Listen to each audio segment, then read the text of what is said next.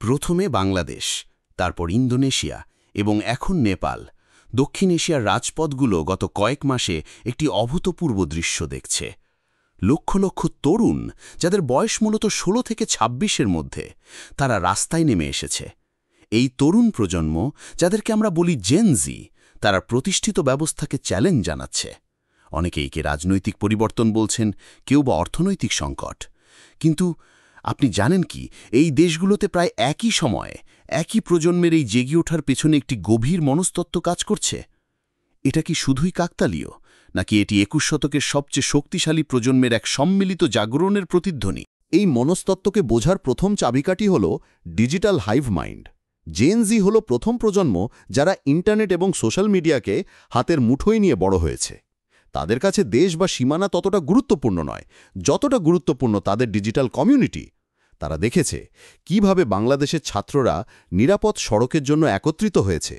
তারা শিখেছে কিভাবে সোশ্যাল মিডিয়াকে ব্যবহার করে সেন্সরশিপ এড়ানো যায়।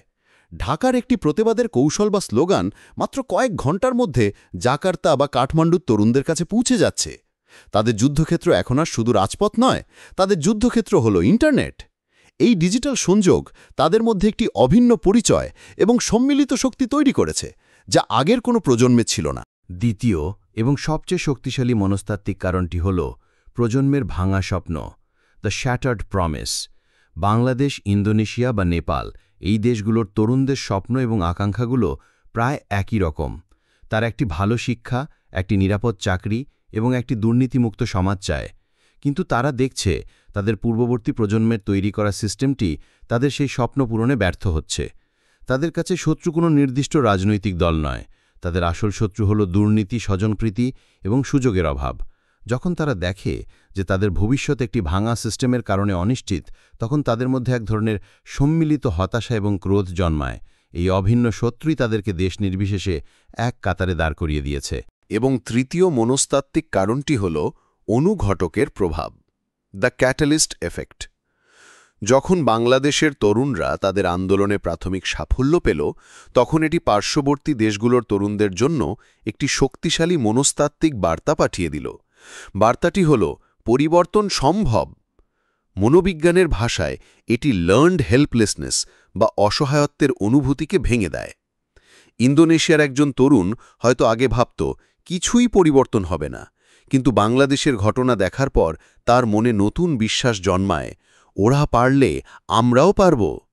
এটি শুধু অনুকরণ নয়, এটি হলো একটি প্রমাণিত ব্লুপ্রিন্ট বা নকশা হাতে পাওয়া।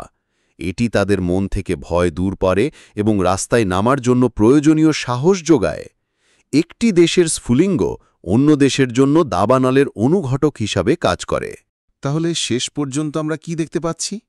এটি কোনো বিচ্ছিন্ন রাজনৈতিক আন্দোলন নয়, এটি একটি ঐতিহাসিক মনস্তাত্ত্বিক জাগরণ। ডিজিটাল হাইভ মাইন্ড তাদের দিয়েছে হাতিয়ার, ভাঙা স্বপ্ন তাদের দিয়েছে উদ্দেশ্য, এবং অনুঘটকের প্রভাব তাদের দিয়েছে সাহস। জেন জি আমাদের দেখিয়ে দিচ্ছে যে যখন একটি ডিজিটালভাবে সংযুক্ত এবং উদ্দেশ্য দ্বারা চালিত প্রজন্ম জেগে ওঠে, তখন তারা ভৌগোলিক সীমানা পেরিয়েও পরিবর্তনে সক্ষম। এই নীরব মহামারী কোনো রোগের নয়, এই মহামারী হল পরিবর্তনের আকাঙ্ক্ষার।